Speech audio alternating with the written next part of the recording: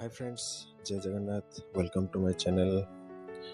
शशुर घर आज तृतीय दिन आम मैंने बाहर थिलु निमापड़ा सकाल सकाल ये आसिक घरे देख पारे ध्यान आकर्षण कर समस्त आम बाहरी घरे ब्रेकफास्ट नक भाविलु बाहर ब्रेकफास्ट करूँ।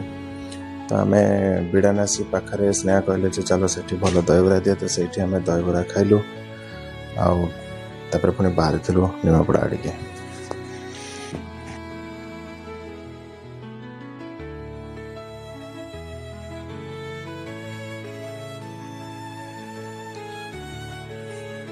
तापरे मोर गोटे अर्जेंट मीटिंग थिला, तो पुणी जीवा रास्ता आम टाइमली पहुँची पारूँ घर को। तो आम भाविलु पुणी मॉल रे जाई बस मो मीटिंग अटेंड करी। तो स्नेहा कहले चलो एस्प्लेनेड पळेबा और सेठी बस तुम मीटिंग अटेंड करनब आम टे टाइम स्पेंड हो। तो आम से पुणी घंटे घंटे रही कारण मो मीटिंग सरला टाइम लगे। तो से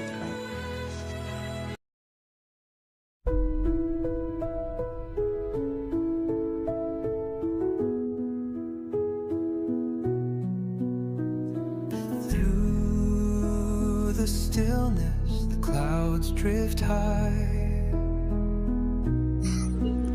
तापरे मो मोर काम बस पड़ता और स्नेहा निजर किसी वीडियो बनावर लगी देते।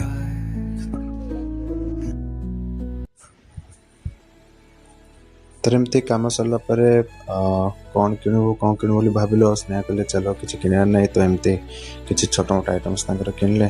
तापर आम घर को बाहरी घर में पहुँची जाइलु। पहुँचला बेलू 3टा बजी जाता।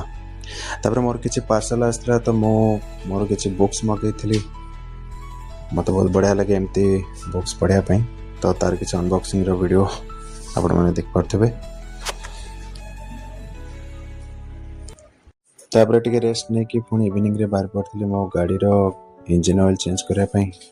तापर पुणी फेरिकी मोर किसी मीटिंग थिला। तापर पुणी काम बस पड़ू।